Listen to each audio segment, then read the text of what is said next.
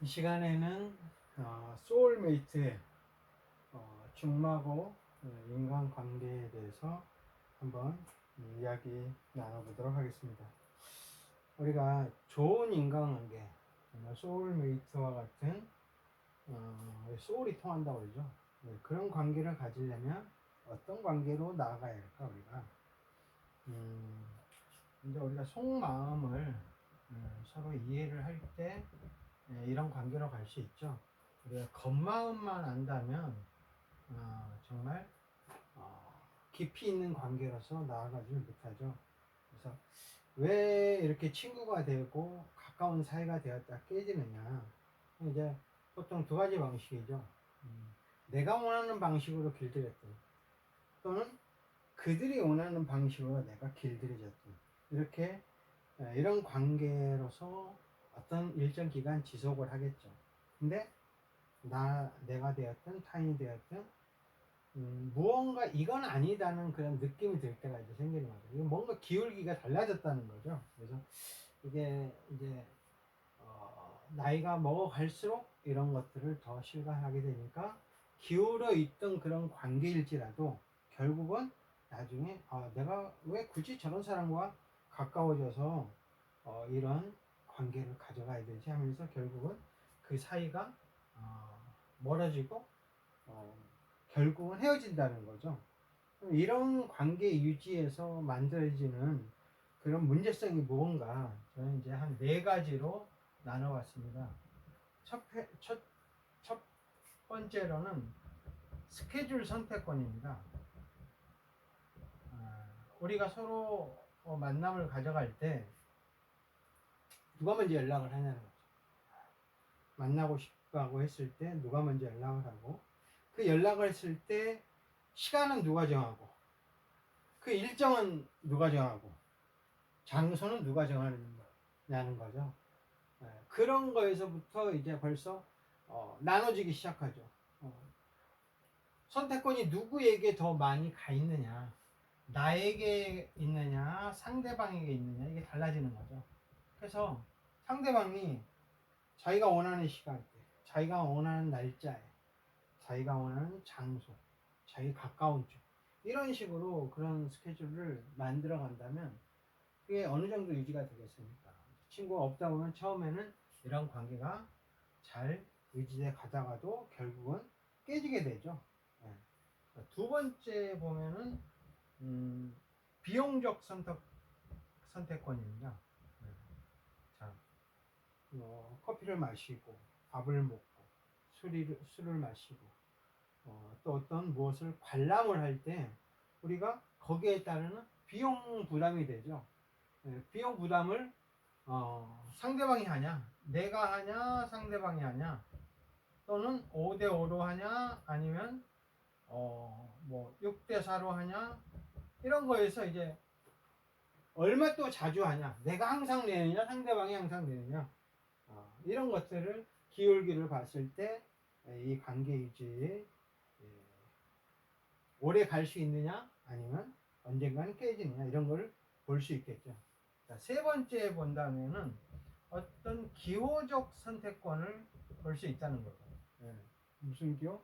내가 뭐 음식을 선택할 때도 내가 좋아하는 거, 뭐 짜장면을 선택하든지, 또는 뭐 피자를 선택하든지, 이런 내가 원치 않는 걸 상대방이 선택하든지, 또는 내가 원하는 것만 선택하든지, 이런 것들의 기호적인 선택에서 달라지게 되죠. 또 여행을 간다든지, 영화에서도 마찬가지죠. 스릴러를 보느냐, SF를 보느냐, 드라마를 보느냐, 이런 선택권에서도 자기가 원하는, 상대방이 원하는 쪽으로 많이 보느냐, 내가 원하는 쪽으로 보느냐, 아니면 이렇게 서로 조율하고 양보하느냐, 이런 거에서 갈라지겠죠. 네 번째 보면은 정신적인 선택권입니다.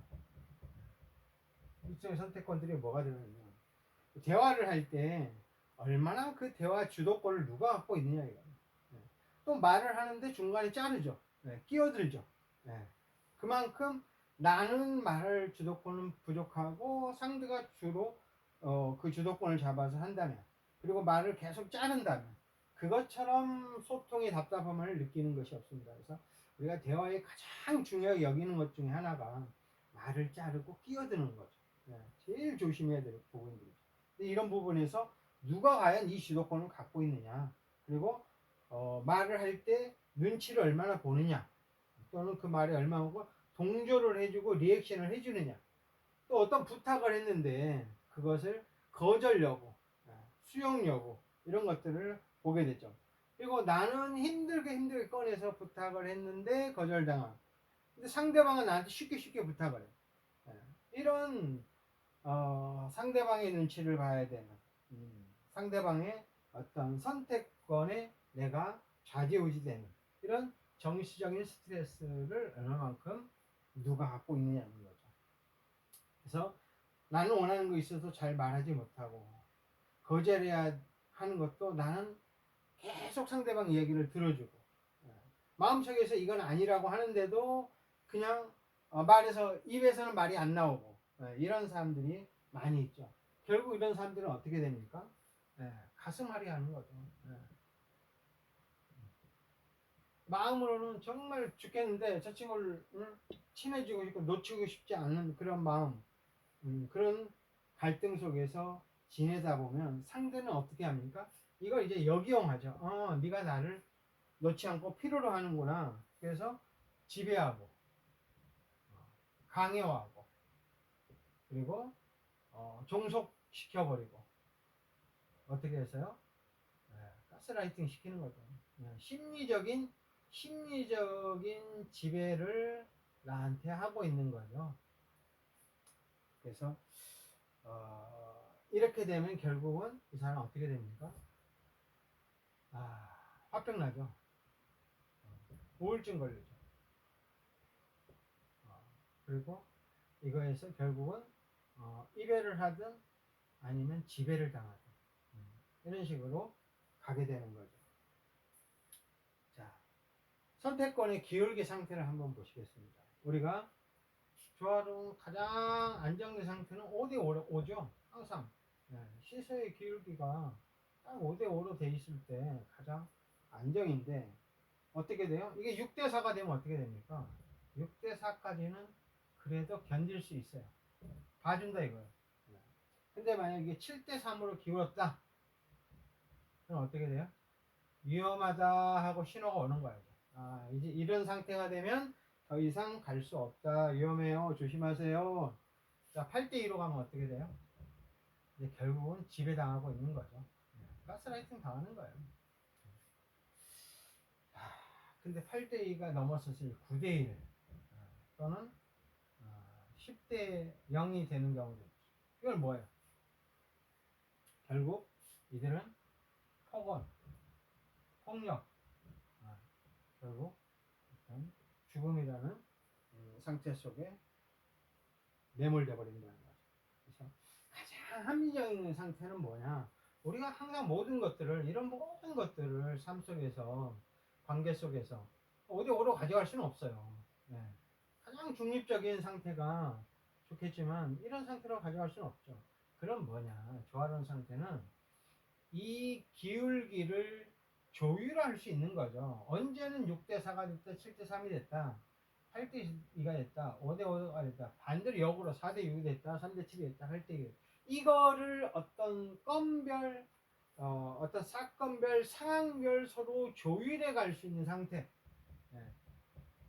조율을 할 수 있는 상태가 가장 이상적인 상태다. 건강한 관계다. 건강한 관계다. 이런 관계로 가야지만이 지속할 수 있다. 그러면 이런 관계의 균형을 유지하기 위해서 우리가 무너져 버린 관계를 어떻게 해서 다시 회복시킬 수 있냐? 이거는 내가 대화를 할 때 논리적으로 대화를 할 수 있어야 돼요. 또 합리적으로 할 수 있어야 되죠. 그리고 감정을 빼고 소설적으로 대화를 해 나갈 수 있어야 됩니다. 근데 보통 뭐 약속 시간이 늦었어요. 그러면 연인 간에 보통 어떻게 합니까? 내가 그럴 수 있어? 약속도 안 지키고 말이야. 이 시간도 이렇게 늦을 수 있어? 이렇게 이제 말이 나오죠. 그럼 이건 바로 뭐예요? 화를, 감정을 그대로 분출한 거죠. 그래서 분명히 상대방이 잘못했어도 우리는 그거에 대해서 인정하지를 잘 않습니다. 왜냐하면 이미 그 감정 속에는 많은 짜증과 나 자존심 상하게 만들어버린 것들이 들어가 있기 때문에 그것을 수용하지 않는다는 거죠. 그래서 보통 이제 이렇게 이제 논리적으로 얘기를 하는 거죠. 나는 이렇게 생각해. 네. 나의 생각을 전달하는 방식을 하는 거죠. 내가 약속을 안 지키고 오히려 늦게 와 화를 낸다면 내 입장에서 널 어떻게 생각하겠니? 내가 사실 이러이러한 일 때문에 늦었다고 솔직하게 이야기하고 나에게 양해를 구한다면 이해하고도 넘어갈 수 있는 아무 큰 일도 아니야. 사소한 일이잖아. 그러니까 화내지 말고 네가 이렇게 이렇게 해서 내서 미안해. 이렇게 한마디 되면 다 풀어질 수 있는 일이야. 그렇게 말해줄 수 있어? 또 앞으로 그렇게 얘기를 좀 해줬으면 좋겠어.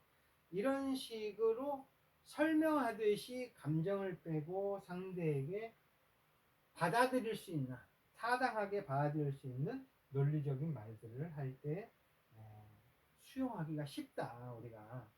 그래서 서로 이런 진정한 친구에게는 올바른 말도 가끔 할 줄 알아야 된다는 거죠. 그리고 아닌 거에 대해서 거절도 알고 잘못된 거에서 조언도 할 수 있는 이런 관계가 될 때 건강한 관계가 될 수 있다. 근데 우리는 이런 잘못된 것을 얘기할 때 대부분 화를 낸다든지 그렇지 않을 때 뭐를 합니까? 네, 아주 위험한 잔소리로 가버리죠.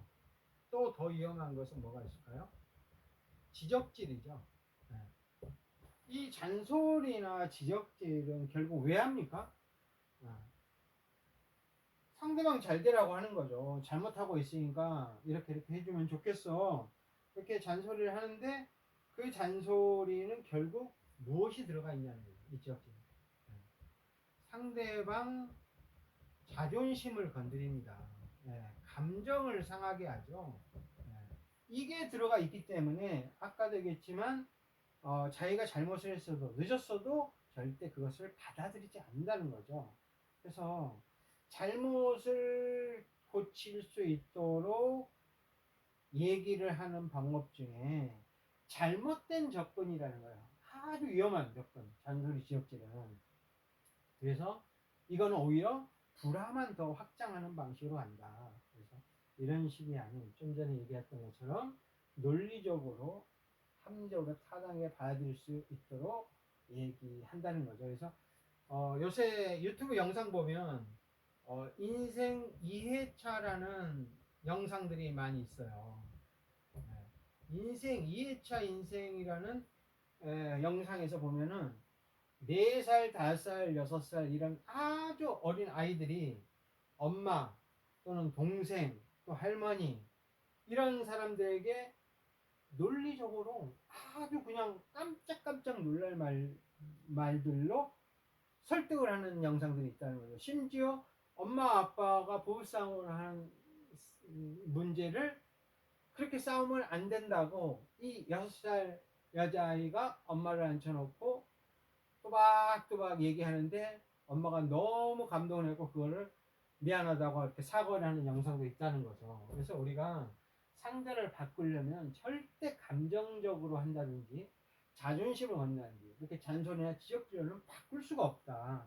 이걸 아는 것이 상당히 중요합니다.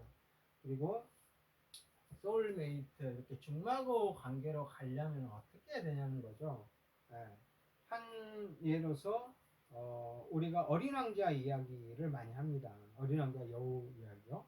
이런 여우가 이런 얘기를 합니다. 어린 왕자가 나의 친구가 되어달라고 했을 때 사람들은 더 이상 뭔가를 알아갈 시간을 필요로 하지 않아. 이미 만들어진 채 상점에서 진열된 것만 사지. 사람들에게 친구가 없는 건 친구를 파는 상점이 없기 때문이야. 그런데도 만약 내가 나를 원한다면 나를 한 번 길들여 보렴. 이래요. 친구를 파는 상점이 있나요? 우리는 그렇게 만들어진 걸 이게 살려고 한다는 거죠. 한마디 또 내가 만들어 버리려고 한다는 거예요. 그걸 나의 원하는 방식. 아니면 타인에게 종속되는 방식, 이게 아니라는 거죠. 이것들로 인해서 결국 느끼는 건 뭐냐, 무시, 조종, 그리고 나의 무가치, 이용당함, 이런 걸 느끼니까 가치 없는 존재감을 느끼니까 결국 그 관계가 갈라서 버린다는 거죠. 그래서 친구란 단어 자체가 뭐예요? 가까울 친, 오래 읽고 오랫동안 가깝게 서로가 서로를 이해하고 소중하게 여기는 관계로서 나아갈 때 친구가 된다는 거죠. 그래서 여가 어린 양자에게 그래도 네가 나를 친구로 되기 원한다면 나를 길들여 보렴. 길들인다는 표현이 뭐냐 이거죠. 예, 이거는 시간과 정성을 들여서 서로를 알아가는 오랜 기간의 시간을 필요로 한다는 거예요. 너의 마음을 알고 나의 마음을 알고 내가 원하는 것들, 내 취향, 그런 것들을 알아서 서로 그런 것들을 서로 이해하고 양보하고 조율해 갈 수 있는 상태의 그런 시간들이 필요하는 거죠. 그래서 상대가 나를 위해 소모한 시간, 내가 상대를 위해 소모한 시간, 마음, 정성, 비용, 예, 아까 비용적인 선택권이었죠. 그리고 노력, 애씀, 음, 그런 정성, 정신적, 기호적 이런 선택권들을 과연 얼마만큼 내가 상대를 위해서 상대가 나의 친구가 되기 위해서 내가 노력을 했는가, 이런 것들이 중요하다는 거죠. 그래서 진짜 저 친구 원하는 게 뭐지? 이런 속마음을 알아가려는 노력이 필요한 거지, 외적인 것으로는 그 관계가 지속될 수 없다. 그래서 어, 친구라는 거 결국 따져보면요, 우리가 이런 소울메이트 중마고가 되는 과정을 따져보면 1, 2년 사귀어가지고 뭐 되는 게 아니더라는 거죠. 보통 정말 내가 속마음 다 드러나도 마음 편한 그런 중마고 같은 친구와 우리 사귀는데 보통 얼마나 걸리냐 이거죠. 그리고 따져보면 보통 10년에서 20년 이상 걸립니다. 예.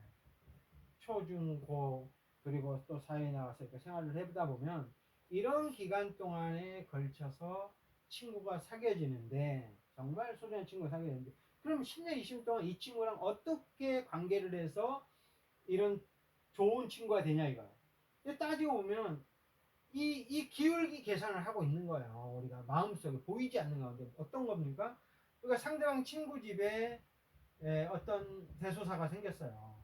결혼식도 있고, 돌잔치도 있고, 또 부모님 돌아가실 수도 있고, 병원에 입원할 수도 있고, 이런 일들에 내가 얼마만큼 가졌느냐, 또 친구가 나한테 얼마만큼 와줬느냐, 이런 것 또는 그런 거에 필요한 아까 이런 선택권에서 들어가는 시간적, 마음, 비용적, 정신적 이런 것들을 얼마만큼 서로 이 기울기를 이 중립에 가깝게 하게끔 만들었느냐 이거죠.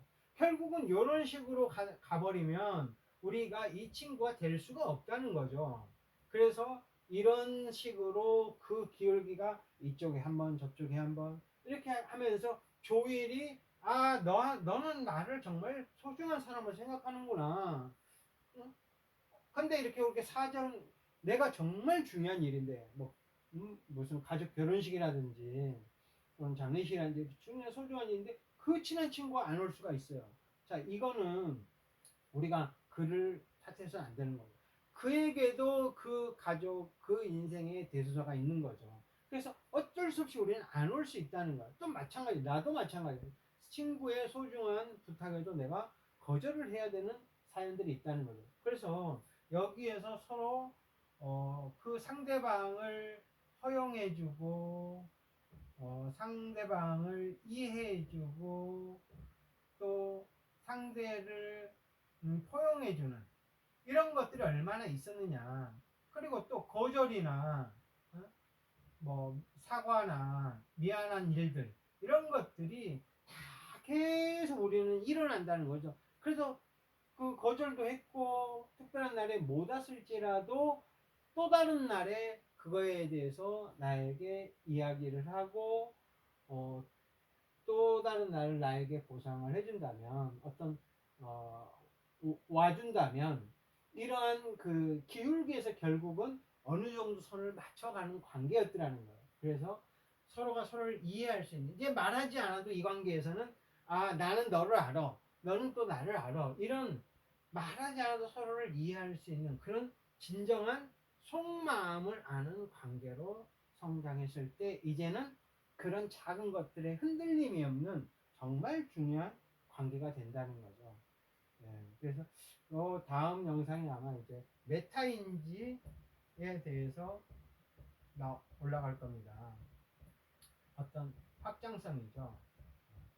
좀 더 삶의 고차원적인 확장성을 보고서 우리가 더 멀리, 더 높이, 더 깊이 들여다볼 수 있는 삶의 그 관점, 이런 것들이 메타인지라는 거죠. 그래서 이런 걸 통해서 정말 소중한 우리 인간관계를 만들어가는, 우리의 마음을 넓혀가는 기회가 되시기를 바라면서 오늘 영상 여기서 마치도록 하겠습니다.